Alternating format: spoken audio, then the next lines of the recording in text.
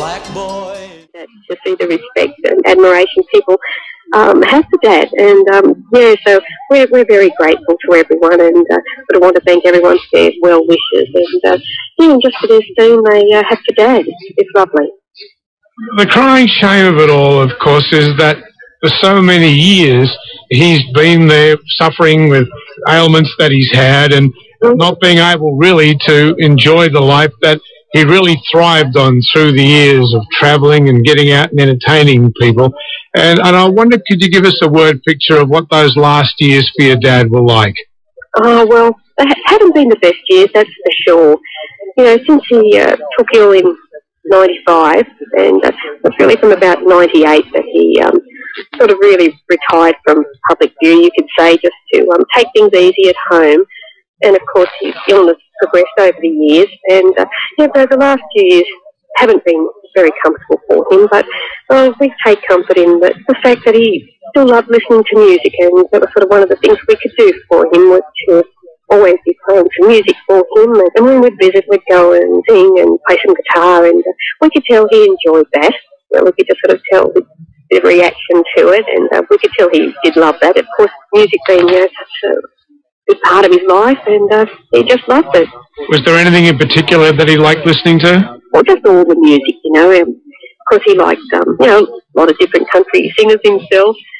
So we just used to just play just mainly CDs from his collection at home. You know, he had a very large collection of CDs and music. So, yeah, we just play him a variety. And, yeah, so I know he enjoyed that.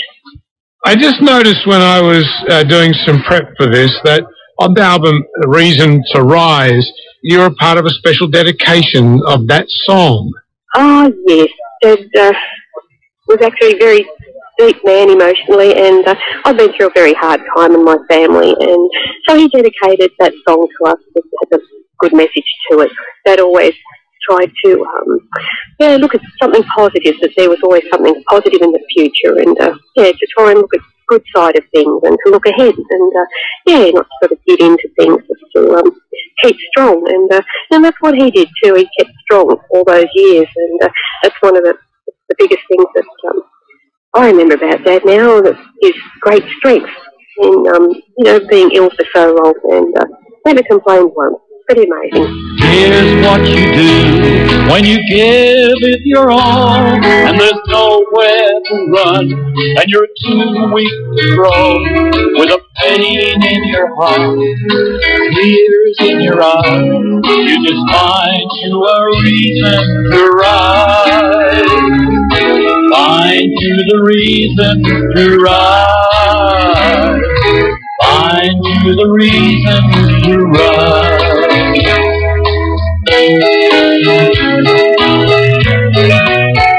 Reasons to Rise, the title track of the Lindsay album, dedicated to Diane and her family. And Diane Lindsay is with us, and I bet he was pleased as punch to see you happy and married and getting out and singing and taking the music on the road. Yeah, I know, but he's pretty proud of that, and yeah, he's always interested to go and visit and tell him where we've been and yeah, and what we've done, and of course I always had some messages to bring back to him from people, you know, as I said, asking about how he was and giving me you know, well wishes for him, and just to say hello. And people say to me, oh look, he probably won't remember me, but you know, I saw him at blah blah and whatever town, and so yeah, I go back and relay all of that. So yeah, I know sort of thought about that, and yeah, it was really nice.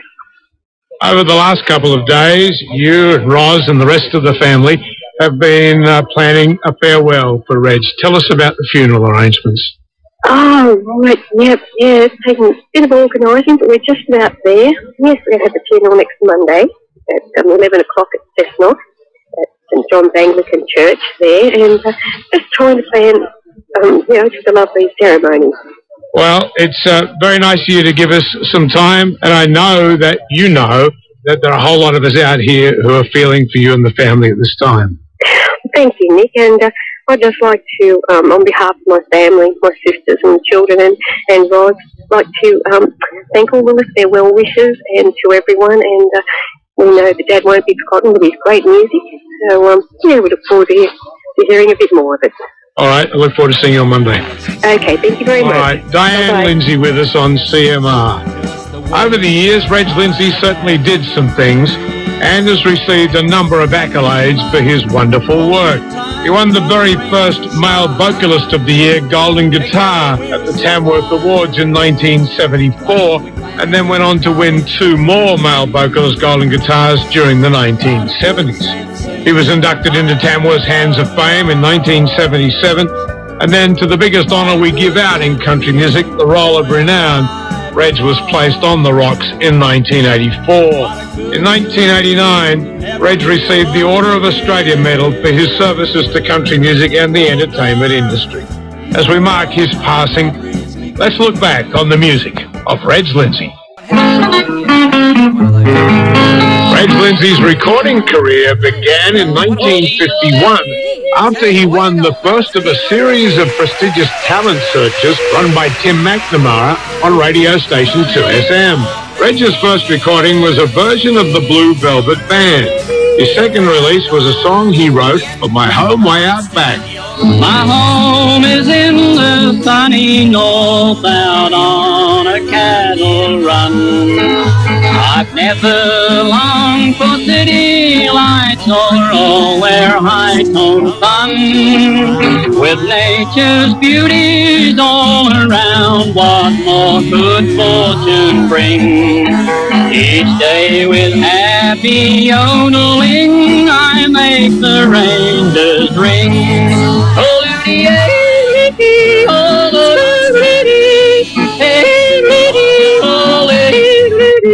After 24 releases from the Rodeo label, Reg moved to EMI in 1958.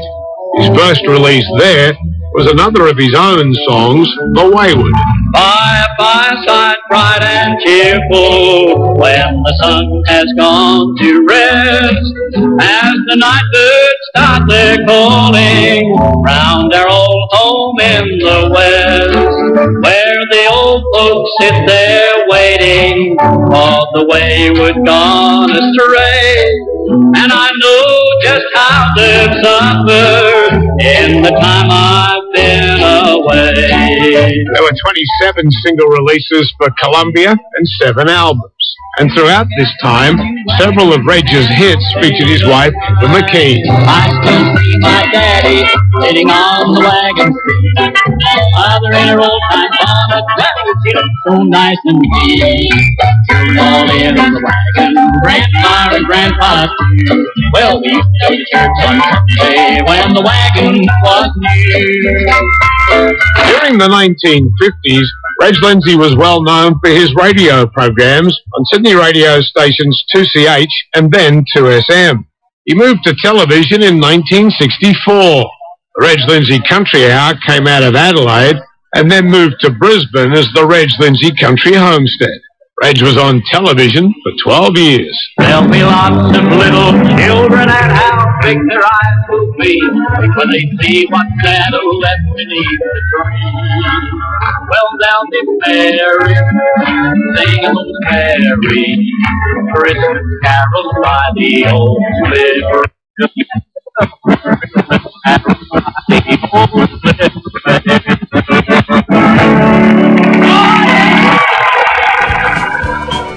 There you are.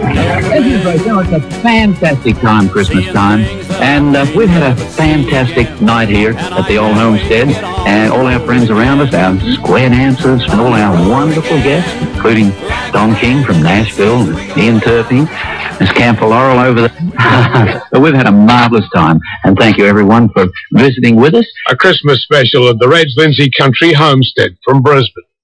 Up until 1969, Reg Lindsay had not had a standout classic hit, but that all changed when he recorded a song about man's first walk on the moon. Written by John Stewart, later the Kingston Trio, Armstrong first appeared on an album called Hot Shot Country. Reg and his new record label, Festival Records, sensed that this song had something, so strings were added, and it was released as a single in 1970. And that year went on to become Reg's career song. And I wonder if a long time ago, somewhere in the universe, There was a man named Adam walking on the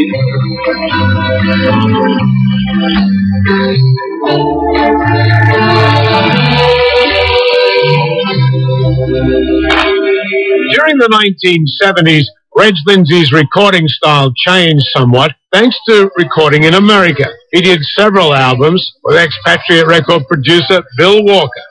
So give me liberty, or give me love. She's the rock that I lean on. She's the sunshine of my day. And she dreams she's the queen of the starlight ballroom. Dancing every dance with a different man. By the mid-70s, Reg was splitting his time between Australia and America, but was still doing some recording here. The American tracks were not eligible for Golden Guitar nomination, but with tracks recorded here for Festival, EMI and the Brook label, Reg won Golden Guitars for Male Vocalist of the Year in 1974, 1978 and in 1980.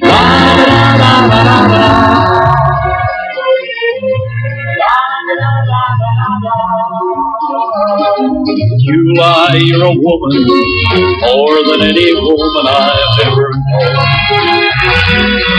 Well, there's silence on the line, and now I hear her saying, babe, I only need a man for the things a man is good for. I'm at the Amphion Hotel, in a lover's prison cell, above the brook and hard beyond mine.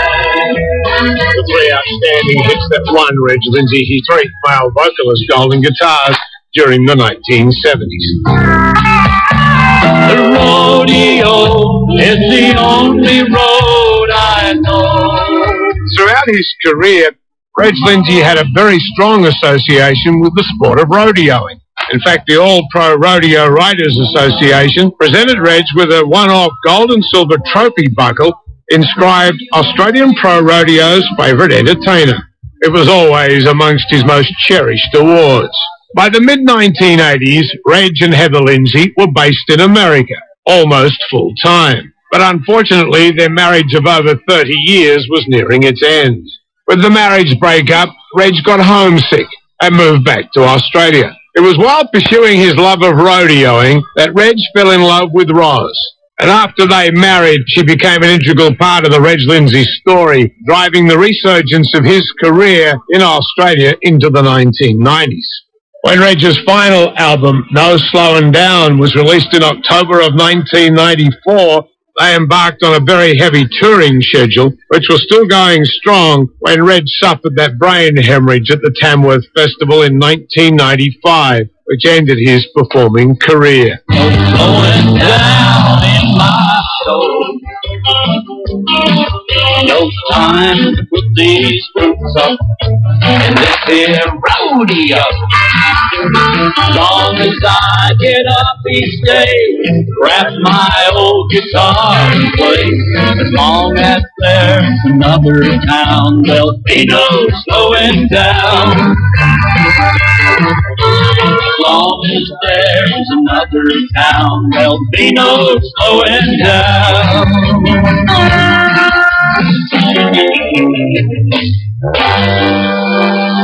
Over all the years of his illness, Reg Lindsay's wife, Roz, has been keeping in touch with the fans. She's been re-releasing Reg Lindsay albums, and over the past 12 months has been working on a very big project to put together a 4-CD box set highlighting Reg's outstanding career. Well, at the time of his death, the album was ready to go, scheduled for release. It's called No Dress Rehearsal, and now serves as a wonderful reminder of the music Reg Lindsay gave us. Ahead of the big album, Roz had released in 2007 a 2-CD set of some of Reg's best work since 1970. And at that time, we talked, and Roz told me how amazed she is that so many people have stayed loyal to Reg Lindsay over the years. That's for sure, Nick. The fans and everybody in the industry has been so wonderful, and for somebody that's done so much for the industry and be appreciated the way he has been, it's just tremendous to see. And I'm sure that all the folks out there realise sort of how Reg has battled the last probably 12 years with this illness, and it's sad to see how things happen, but none of us knows what their story is, Nick. So you've really basically got to follow the bouncing ball and do everything you can in life when you can do it. Reg Lindsay never made a bad record. He had that innate ability to go into the studio, even when he wasn't producing, and turn out a really, really good track every time. He certainly did. He was very professional with his attitude in the music industry and how he delivered everything, and it shines through in all of his products. It's just wonderful, a gift that he had, I suppose, with the way he used to perform live and with his recordings. And he's just very, very gifted, and it shines through in all of his tracks. You're right there. When you talk with people these days, and you still get around a fair bit, we see you from time to time, and you've got that Reg Lindsay get-together at Cessnock each year, which brings a lot of his fans together to remember Reg and enjoy the music of the day with the rodeo there. What is it that people generally talk about with Reg? Is there one particular time that they remember best in his career? Well, there's a lot of people that really, really did enjoy the country homestead days, and the people that talk about that every time that you sort of run into different ones that have travelled down the road and been associated or involved with their career way back then. That's the thing that jumps out at you. They also wish we could have something like that on DVD and bring that back. They said it was great days with all the music and the people he had involved on those shows.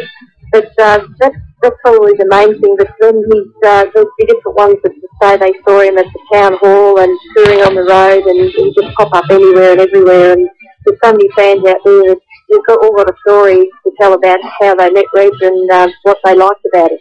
Reg Lindsay's wife, Roz, talking to me in 2007. On this special tribute to mark the passing of Reg Lindsay on Tuesday, the 5th of August, 2008, we'll take a break.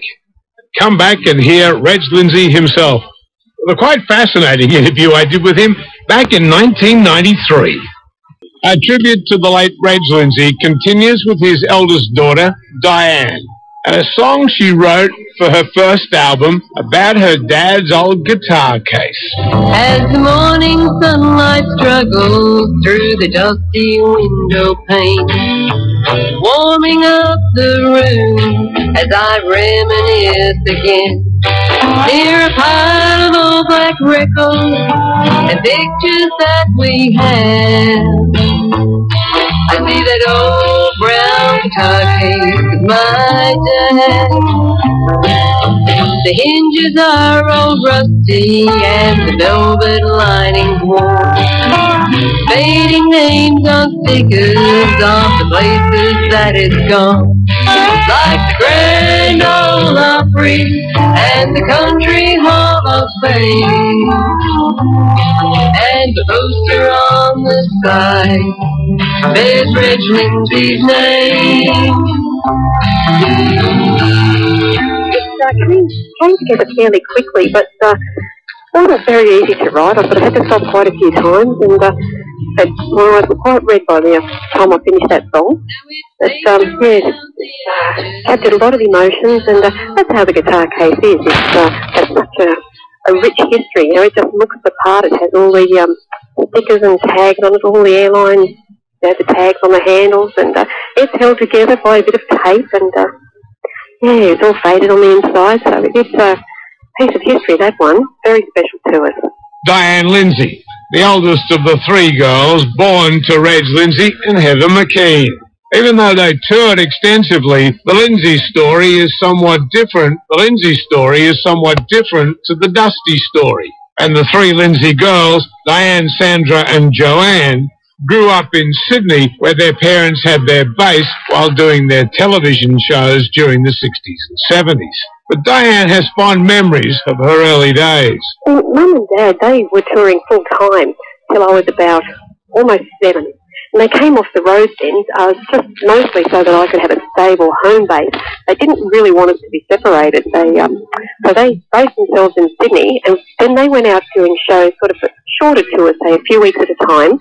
And a few times we were able to go out with them, but myself and my sisters, we sort of stayed at the home base and went to school. And then later on, I did a few tours with Mum and Dad, and of course then later I married and had some children, and as I was saying, stayed close to home.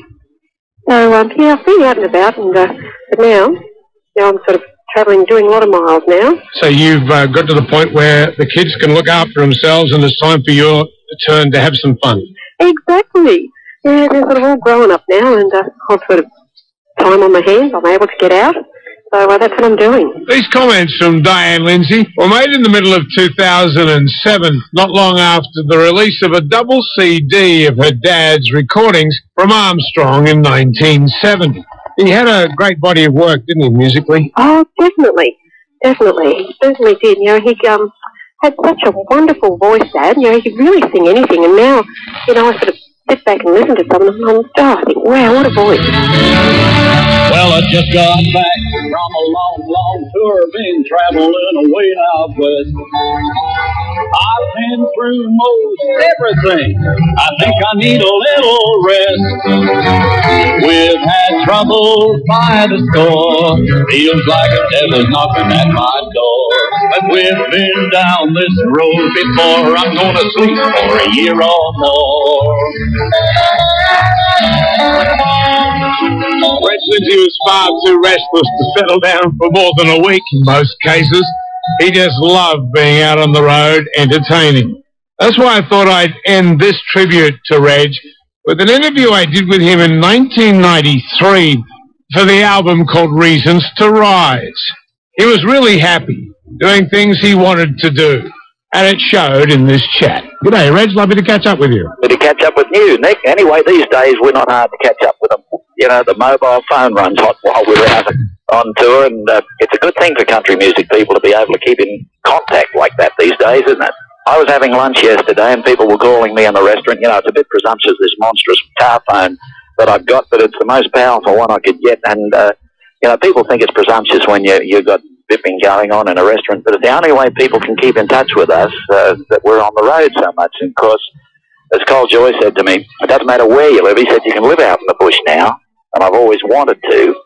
He said, as long as you got your fax, your phone, your answering machine, and your mobile phone, he said, you got it all. But it really has changed things, hasn't it? If you think back to even the days when you were flittering backwards and forwards to Adelaide to do the television show, right. I mean, out of touch with people for 4 or 5 hours, it must have been terribly frustrating at times. Well, it's very frustrating. The most frustrating thing was when we lived on the road for almost 6 years. You know, we did 320 towns a year, and my advance man was booked to call me, and the only place that he could call me was at the local post office.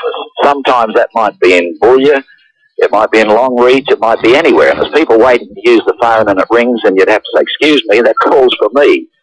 That's the only way we could keep in touch with our advance man. While other people were having dinner or something, I'd have to be down there waiting at the phone box, you know, hoping to call on time. And then we'd discuss our business, and the same thing the next night. Sometimes we'd get held up, wouldn't make it by 6, you know, and he'd have to wait and keep ringing back, and vice versa. He might make it to the post office. But and if you had to do business by phone, which we did, like when I was partners with Frank Foster, you know, we'd have to do business by public phone. We'd have to go to the bank and just about rob it for 20-cent pieces. You know, you'd have a bag about a foot high of 20-cent pieces, and you had to keep feeding them in. And it's not before time that the communication system has come of age to help the country music artists. I wonder, though, if all of this change and the comfort of driving and the fact that you can get in a vehicle and drive comfortably 4 or 5 hours now, and the way that you know, clubs and venues are and the way business is done these days, I wonder if that's not a contributing factor to the fact that you keep as busy as you do, because if it kept on being as grueling as it was, I wonder if you would have given up by now. Well, I don't know. I've got to tell you, we did 6,000 kilometres last week. We're up at 5 on Friday. We did the show at Singleton Agricultural Show. We left there at 8. We phoned Hay and Forbes to see if the floods would allow us through, and they said yes, and there wasn't much petrol on some of the line, and we had to get down to 60 mile an hour to, there was a place Wyalong was supposed to be open, it wasn't, so we had to get down to 60 kilometres, and it took us 20 hours overnight and through the day to get to Adelaide. Then we had to get ready for the show, do the show, and get to bed at 2:30 a.m. And then we drove overnight to Geelong. Then we did television in Melbourne. Then we drove around about 10 hours to get to Gippsland, showed there, left at midnight, and drove to Goulburn Country Festival. That took 10 or 11 hours overnight.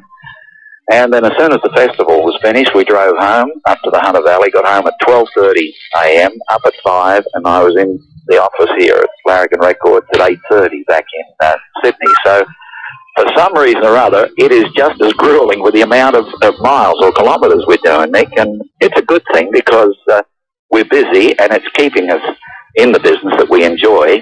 So people are saying to us, why are you doing so many miles? I say, well, that's where the shows are. We take them, we go to them. This is album number 68 for you, and obviously there's a great deal of excitement about this one.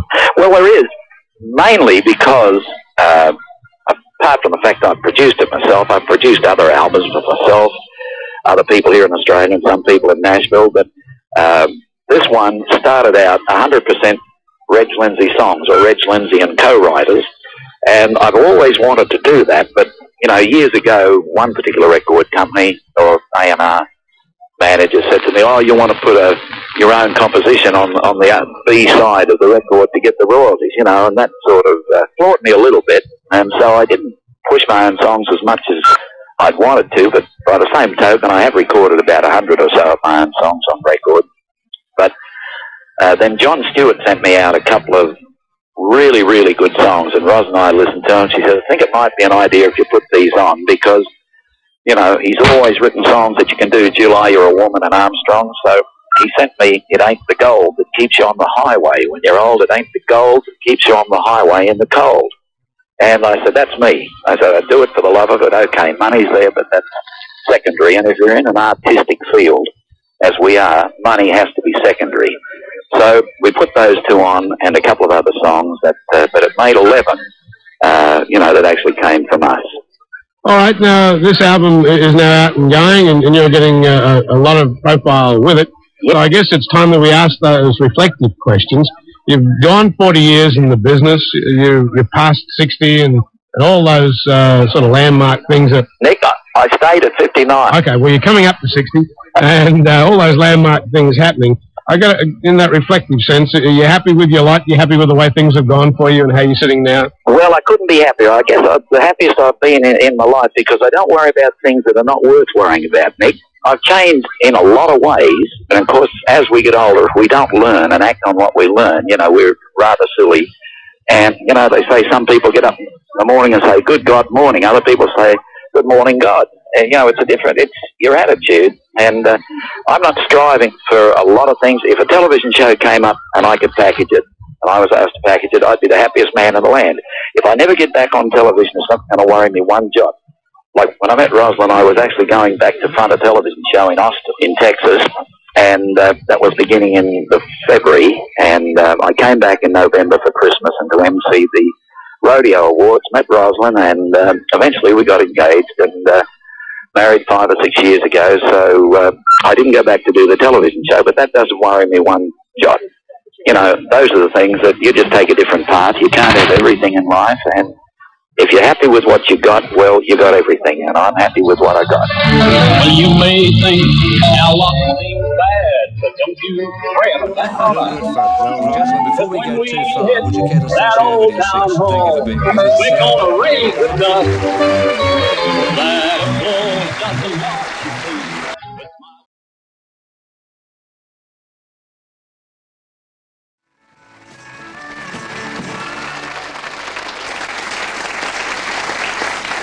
Country music is an international brotherhood, Reg.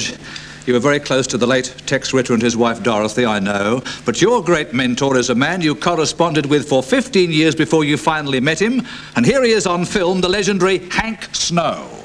And when I did the tour of Australia a few years ago, it was a delight to have you and your sweet wife Heather be a part of our tour. and the tremendous impact you had on every audience was indeed living proof of the love and respect the people of Australia have for you. May I wish for you continued success, health and happiness and prosperity in the years ahead. And again, a million thanks for letting me be a part of this honor which you so richly deserve. Remember to always keep moving on.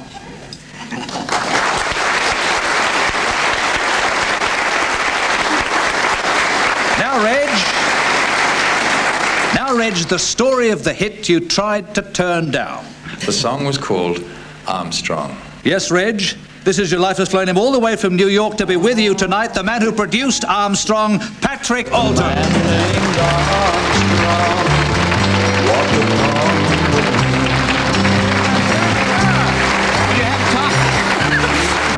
you time to produce an album? Absolutely. Well, I'm here, I'll do it. Marvellous to see you. It's great to see you. Yeah. Will you tell us the story about Armstrong? It's really very simple.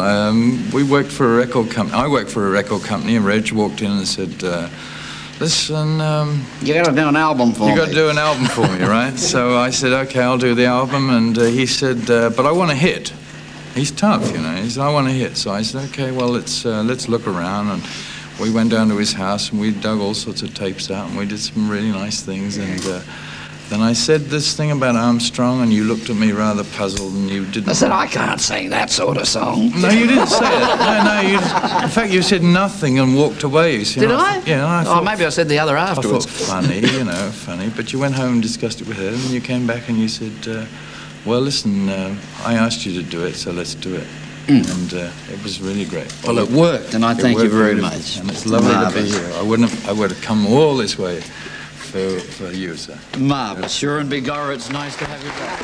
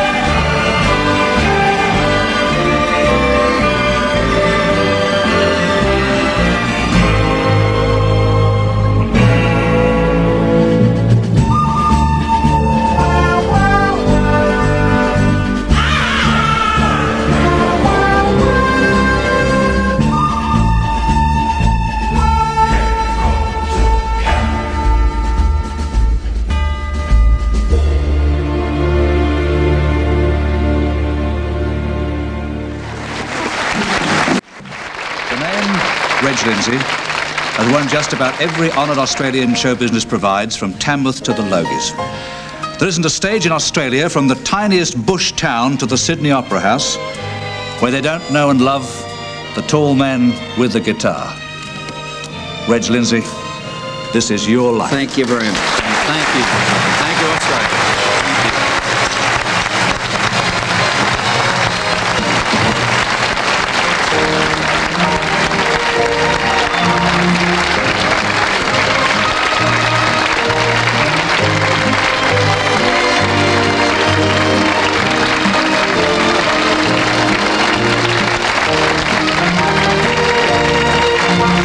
Guests on this program are brought together by TAA.